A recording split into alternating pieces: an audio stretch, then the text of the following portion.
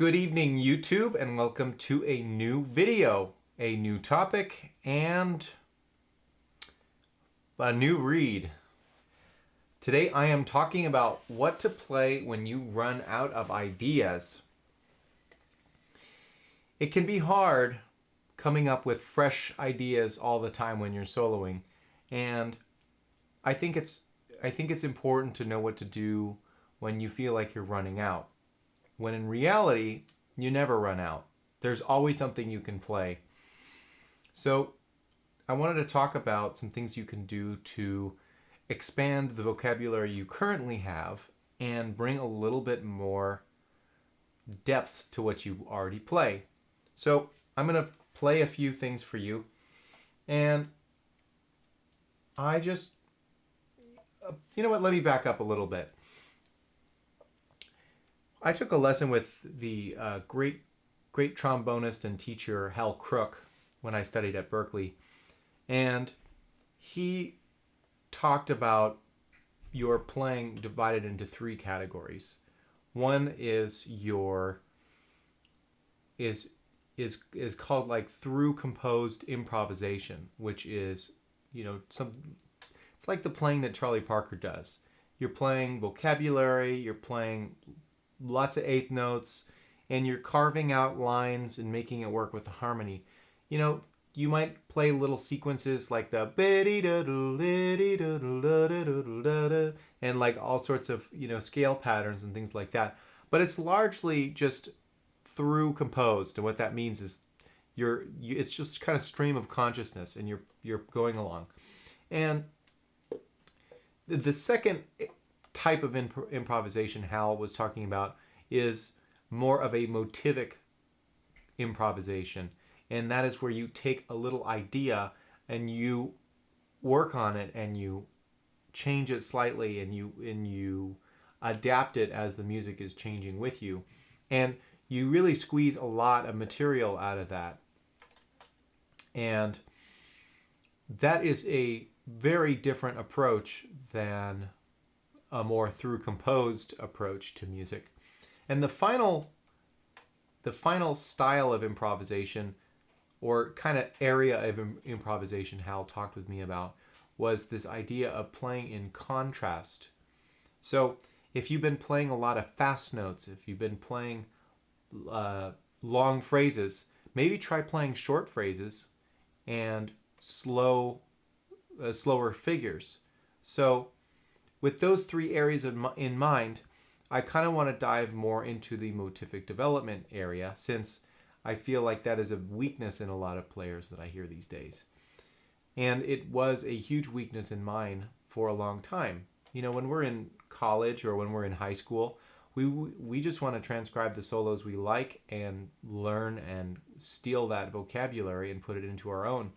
And it kind of takes courage to break out of that mindset and into a different realm. And I'm not knocking a through composed lick-based vocabulary. I'm saying that there are more dimensions available. So that might be one tool in your toolbox, and a motivic development might be another tool. So when I'm running out of ideas, I find myself reaching into the motivic development toolbox. And motivic development can be a very complex topic. So I'd like to break it down into a few different ideas. You have rhythmic concepts, you have harmonic concepts, you have melodic concepts, and even time concepts. So when you think of it in those terms, there's really a lot of flexibility. So let's say I'm playing a blues in B flat. The key really doesn't matter, and I'm getting tired of my vocabulary that I'm playing. So why not take a little motif and explore it for a little while, see where it takes me. And this is something that you want to practice at home so that when you get on the bandstand, it's not like you're reaching into this your tool bag and you realize you left the tool at home. So you want to work on it and develop it so that you can use it when you feel like you're running out of material. And as you get more confident, you may even find that you prefer it to other tools. So I'm just going to play a chorus of the blues, maybe a couple of choruses, and see how long I can keep a motif going, or a small kernel of an idea going, while maintaining its recognizable qualities and trying to hold your interest. Now, obviously everybody has different tastes, and the only way that I'm going to enjoy this is if I keep my own interest. So we'll start with that. So here we go.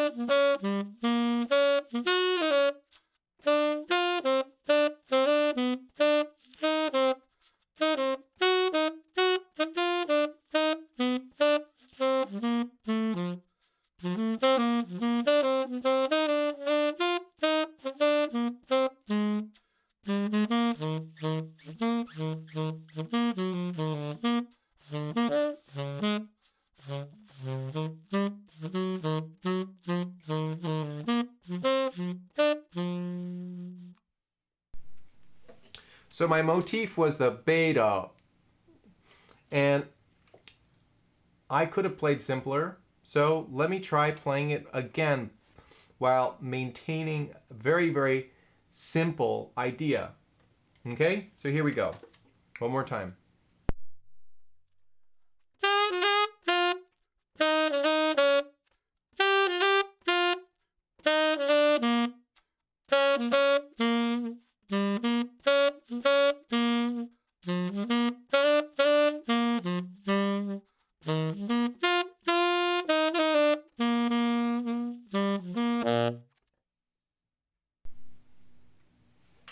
Could you hear that idea carrying through my solo?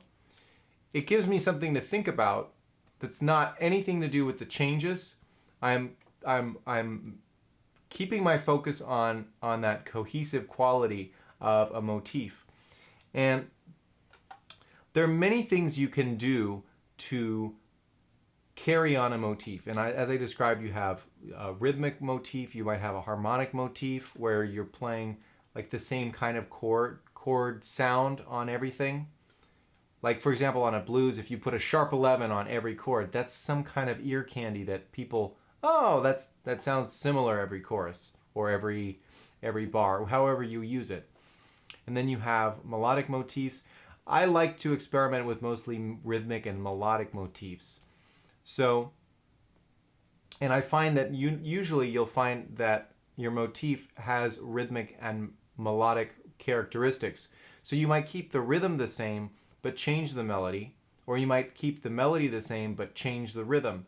So I'm going to play a little bit more of the blues, and I'm going to keep the same rhythm, but change the notes. And I'm going to try my best to keep the same rhythm throughout.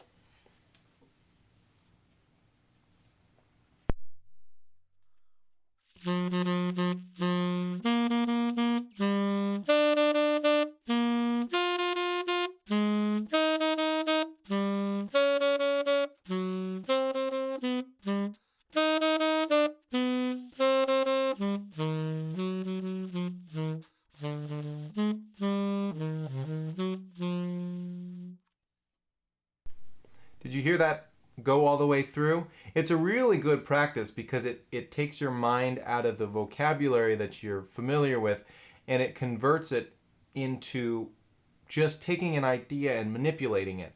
And that's the kind of creativity that I think a lot of people crave, but they don't know necessarily how to get it. So I'm going to do it again, but I'm going to try to keep the same melody-ish, maybe with small adjustments to the, maybe with small adjustments for chords. Here we go.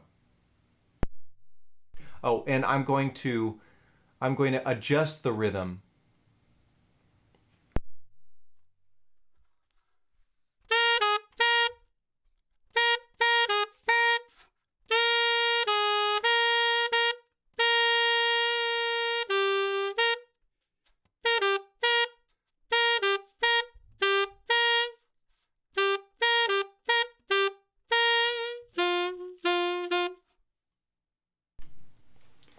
So, it may not be your cup of tea, but hey, it makes sense to me. And I think when we're improvising, when something makes sense to us, and even if it doesn't make sense to somebody else, there's a certain conviction in the way that we play things or even speak when we understand what we're talking about.